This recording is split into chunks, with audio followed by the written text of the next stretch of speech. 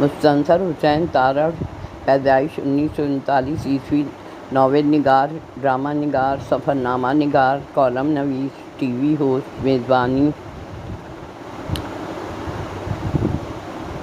ابتدائی زندگی، ادبی خدمات، سفرنامے، ناول، ٹی وی ڈرامے، کالم، طرز تحریر، اسلوب۔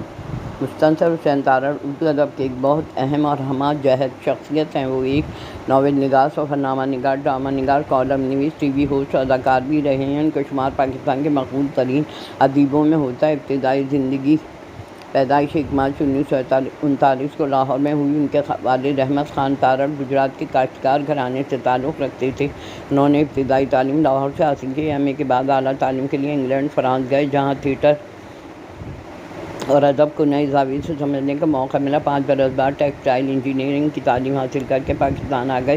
یورپ میں قیام کے دوران انہوں نے دنیا کو قریب سے دیکھا اور تجربات ان کے سفرناموں اور ناولوں میں جھلکتے ہیں۔ ادبی خدمات، اردو ادب میں کئی اصنافیں طب آزمائی کرتے رہے۔ سب سے زیادہ پڑھے جانے والے ادیب ہیں۔ سفرنامے، انہیں دلچسپ سفرنامے، پرمزہ، آسان سلیس تحریر سے ادب میں سفرناموں کی قارئین کی ایک کثیر تعداد پیدا کی۔ منظر نگاری کرتے ہوئے الفاظ کی جادوئی شک کرتے ہیں کہ پڑھنے والے اس مقام سے بھرپور واقفیت حاصل کر لیتا ہے۔ 1969 میں سیاست کے سفرنامے پہ نکلے۔ 42 برسوں میں 29 سفرنامے لکھے۔ 12 شمالی علاقہ جات کے بارے میں تھے۔ وہاں کی ایک جھیل کو تارڑ جھیل کا نام دیا گیا۔ ان کے سفرنامے اردو ادب میں نیا رنگ لے کے آئے۔ منظر نگاری، مزاح، ثقافتی حالات۔ مشہور سفرنامے نکلے: تیری تلاش 1971، خانہ بدوش سفر، اسپین، لبنان، یورپ سفر 1975، نکسن کا دیس، لندن کی ایک رات، ندرس میں اجنبی سفر 1968، اشاعت 1972، سنو لیک، برفانی راستوں کا سفر 1990، بہاؤالدین کے دیس میں، ہنزا داستان، شمال بے مثال، ہنزا و خنزراب، ناگا پروت، بلتستان داستان، ماسکو کی سفید راتیں، کیلاش داستان، سنہری الو کا سفر، نیویارک کے 100 رنگ، حجاز مقدس کے بارے میں بھی لکھا۔ ناول، تارڑ کے ناولوں میں تاریخ، سماج، انسانی نفسیات کی گہرائی ملتی ہے۔ انہوں نے بہاؤ، راک، خشک زمانے اور غزال شب جیسے شورۂ آفاق ناول تخلیق کیے۔ انہوں نے ٹی وی پروگراموں کی میزبانی بھی کرتے رہے۔ 1988 میں صبح کے نشریات میں صبح بخیر پروگرام کیا۔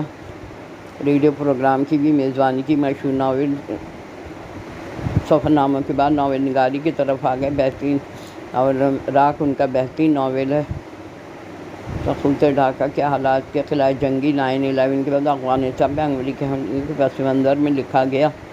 سفرنامے افسانے بھی لکھے۔ ان کی شناخت کا ایک حوالہ کالم نگاری بھی، جس میں ان کا اسلوب سب سے جداگانہ خشک زمانہ ضخیم ناول ہے۔ کئی نسلوں پہ محیط داستانیں، راک، خشک زمانے، بہاؤ تاریخی ناول جس نے بہت شہرت پائی، خلائی جنگی، حصار، شام کے بعد، ڈرامے اور ٹی وی پروگرامز۔ انہوں نے پاکستان ٹیلی ویژن پہ بچوں کے لیے مشہور صبح کا پروگرام کیا، جس میں وہ بچوں کو کہانیاں سناتے اور ادب سے روشناس کراتے۔ 1988 صبح کی نشریات صبح بخیر پروگرام کرتے رہے۔ 1957 میں روس کے شہر ماسکو میں فیسٹیول میں شرکت کے لیے گئے۔ ڈراموں میں اداکاری کی۔ آدھی رات کا سورج بطور مصنف تھا۔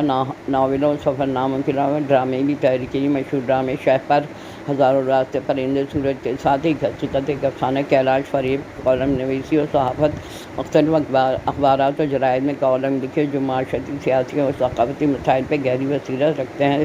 طرز تحریر، اسلوب سادہ، رواں اور دلکش زبان، قاری کو مناظر کی تصویر کشی کے ذریعے وہاں پہنچا دینا۔ مزاح، گفتگو، گہری تاریخی ثقافتی آگاہی۔ اعزازات، مستنصر حسین تارڑ کی ادبی خدمات کے بدلے میں صدارتی تقویم، حسن کارکردگی، وزیر اعظم ادبی ایوارڈ، لائف اچیومنٹ ایوارڈ دیا گیا۔ کئی قومی ادبی ایوارڈ سے نوازا گیا۔ ستارہ امتیاز شامل ہیں۔